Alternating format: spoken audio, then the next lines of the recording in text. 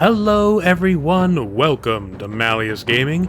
I am Battle Brother Malleus, and today I'm going to be covering 10 advanced combat tips for Space Marine 2 in order to let you bring honor to the chapter and spread the glory of the Imperium of Man.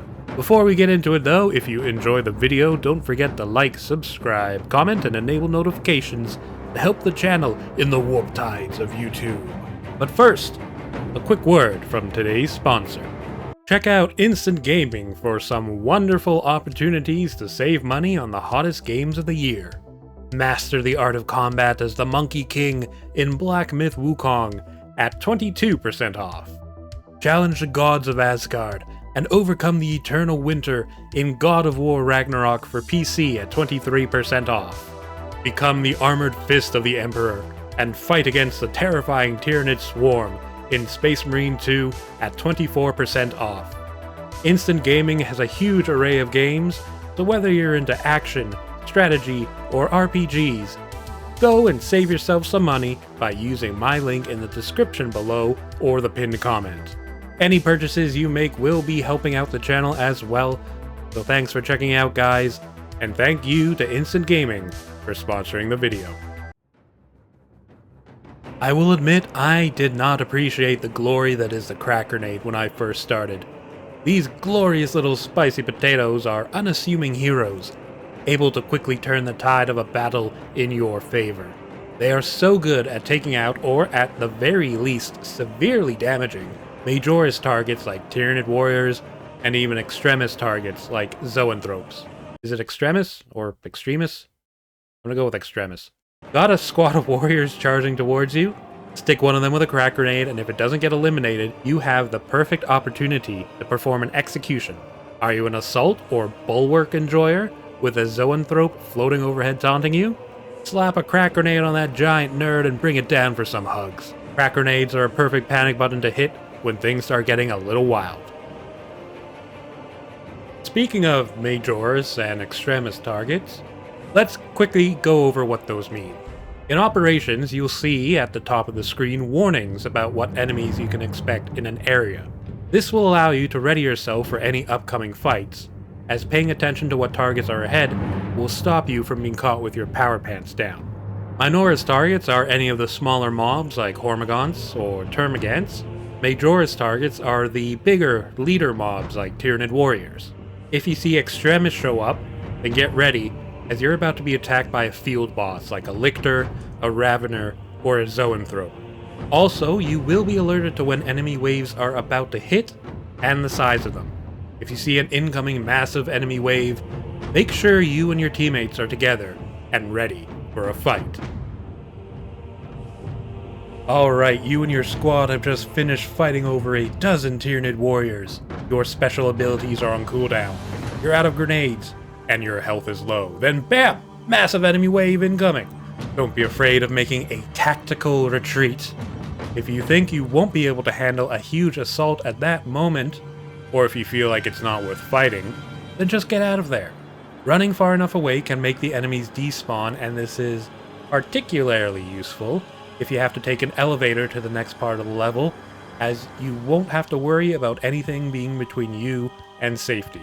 Just make sure no one tries to be a hero on their own. Fighting against ranged Tyranid warriors can be such a hassle, especially when they're bombarding the battlefield with poisonous living landmines. Be mindful of where you step when a warrior is firing its barbed strangler, as when their shots land and expand their barbs, they'll slow you down, cause damage over time, and eventually poison you. You can see how much poison you've accumulated with this little bar in the middle of the screen, and when it fills up, you'll be almost completely blinded, your vision being impaired by a toxic green overlay. Don't try to push through a barbed strangler field though, as you can easily pop these seeds. Even a single bolt pistol shot to the seed bulb will destroy it, allowing you to clear the way to your actual target. Even if your team is taking care of the warriors, you can keep them safe by eliminating any of these horrible little alien thorn bushes close by. When you are downed multiple times in an operation, you'll receive what's called a mortal wound. You can tell if you have one if there's a skull at the base of your health bar, in the top corner. Should you be down again with a mortal wound, you can't be revived by your team, and you'll have to wait to respawn.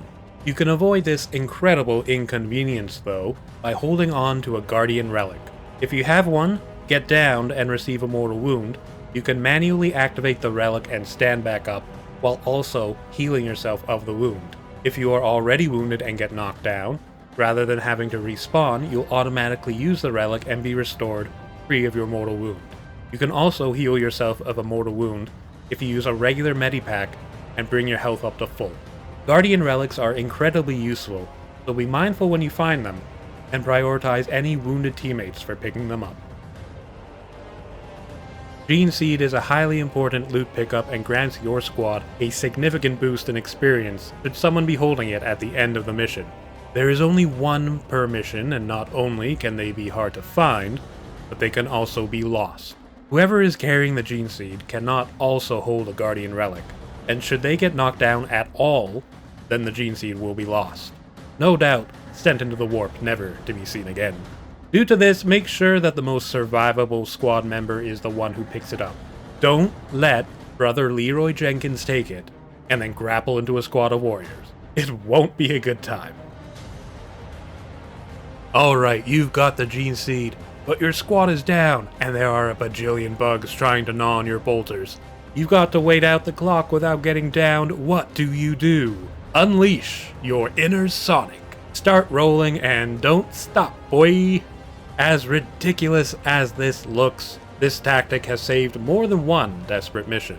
Rolling is not only faster than running, but also grants iframes, so you should be able to just dodge your way through any nearby attacks and outpace the chittering horde chasing you.